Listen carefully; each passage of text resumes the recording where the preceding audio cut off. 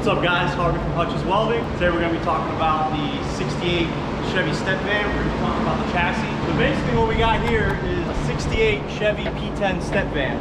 The chassis is very much similar, if not the same, as a Chevy C10. So a lot of the components are more or less interchangeable. What we have here is a Porterbuilt front drop member.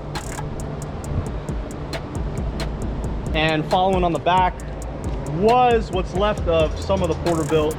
We decided to upgrade to 22s. These are Chevy GM transit wheels that actually come on the Escalade for transit, so they don't mess up the wheels. And fortunately for you Chevy guys, if you're still following a 6-lug pattern, you can kind of have some cheap steelies, cheap 22-inch steelies. So in order to accommodate, 22s and for it to fully lay out, we went ahead and fabricated a new C-notch for it, built some different back bracket, added some rolled tubing for some reinforcement, and obviously some good looks too.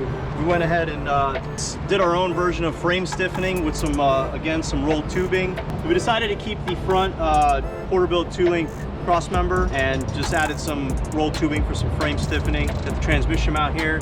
As you can see, we got some beautiful dimple dies. Again, this is a factory C-channel frame.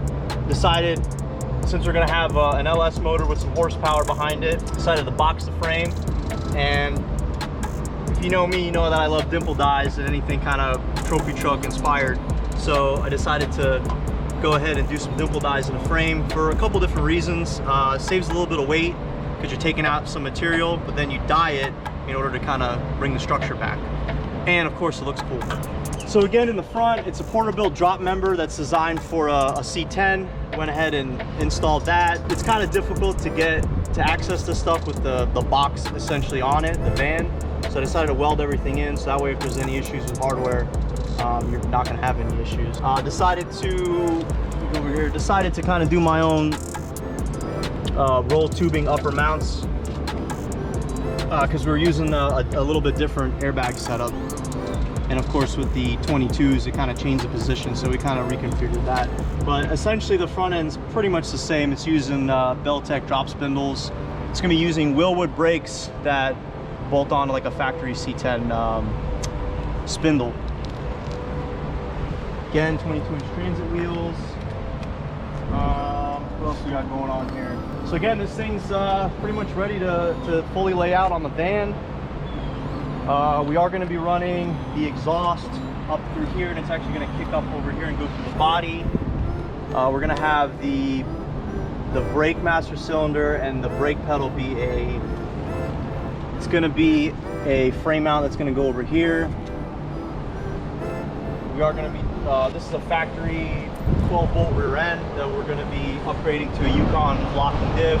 Again, some Wilwood brakes. Fuel tank's gonna go here, and a little added bonus, one of my favorite things, a little drift car inspiration, nice little jack point. Anything else? Oh, this thing is equipped with a 6-liter LS motor. Let's go take a look at that. All right, so this is a 6-liter truck motor that we got from engines.com actually, which is a really nice marketplace for factory remanufactured engines. Comes with a warranty, it's fully rebuilt.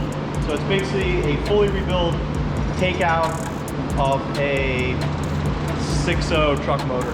Went ahead and jazzed it up, added a Texas Speed Stage 3 cam. So this thing should probably make about, I would say, 450 horsepower. LS1 intake.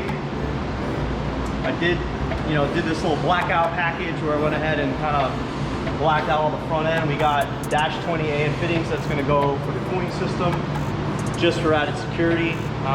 You notice these super awesome old school small block Chevy valve covers.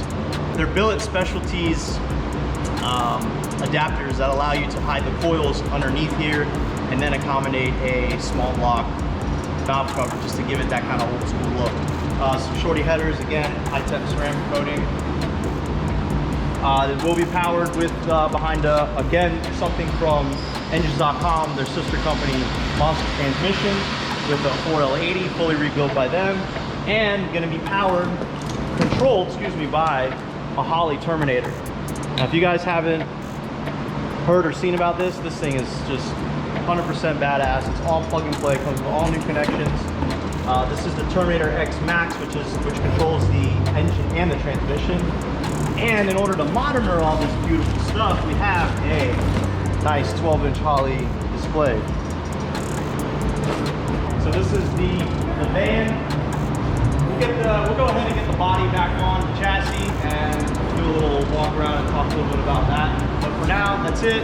Thanks for watching. Stay tuned and see you later.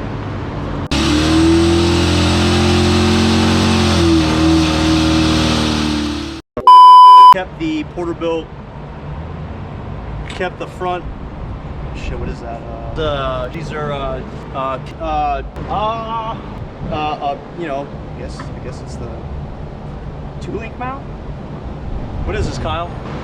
It's all messy, man. Should have done it yesterday. It was all nice. All right, so this is a small block Chevy. Yeah. Super awesome small block Chevy. They're billet design. This place used to work at. Again.